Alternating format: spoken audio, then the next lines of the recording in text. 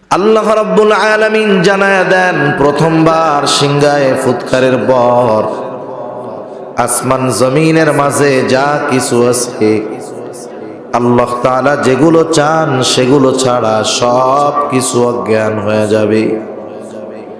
সব প্রাণী, সব প্রাণ, সব মানুষ অজ্ঞান হয়ে যাবে। আল্লাহ তাআলা যেগুলো চান সেগুলো ছাড়া সব অজ্ঞান হয়ে যাবে, মানুষেরা অজ্ঞান হয়ে যাবে। মুফাসসিরিনে কেরাম বলেন, প্রথমে অজ্ঞান হবে, এরপরে সব মানুষের মৃত্যু ঘটবে। আর প্রত্যেকটা মানুষ মৃত্যুর মাধ্যমে আলমে বরজখের বাসিন্দা হয়ে যাবে। পুনরায় আবার দ্বিতীয়বার একটা সিংহায় ফুৎকার দেওয়া হবে।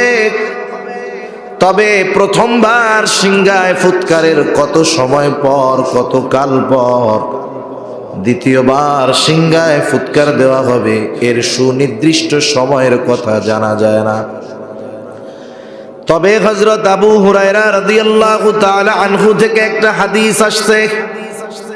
হযরত আবু হুরায়রা রাদিয়াল্লাহু তাআলা আনহু বলেন, রাসূলুল্লাহ সাল্লাল্লাহু আলাইহি ওয়াসাল্লাম বলেছেন, প্রথমবার সিংহায় ফুৎকারের 40 পর দ্বিতীয়বার সিংহায় ফুৎকার দেওয়া হবে।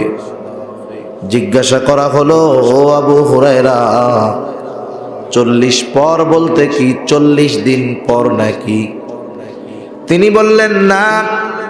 তাহলে কি 40 সপ্তাহ পর? তিনি বললেন না। তাহলে কি 40 মাস পর? তিনি আবার বললেন না। তাহলে কি 40 বছর পর নাকি? তিনি বললেন না। এই পর্যন্ত শেষ।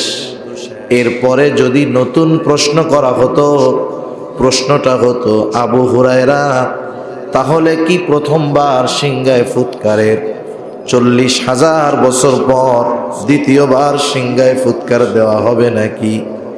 এই বিষয়টার আলোকে মুফাসসিরিনে কেরাম বলেন, সর্বশেষ যেই লোকটা মৃত্যুবরণ করবে, ইন্তেকাল করবে, দুনিয়া থেকে আলমে বরজখের বাসিন্দা হবে, তাকেও কমপক্ষে 40,000 বছর আলমে বরজখে অবস্থান করা লাগবে।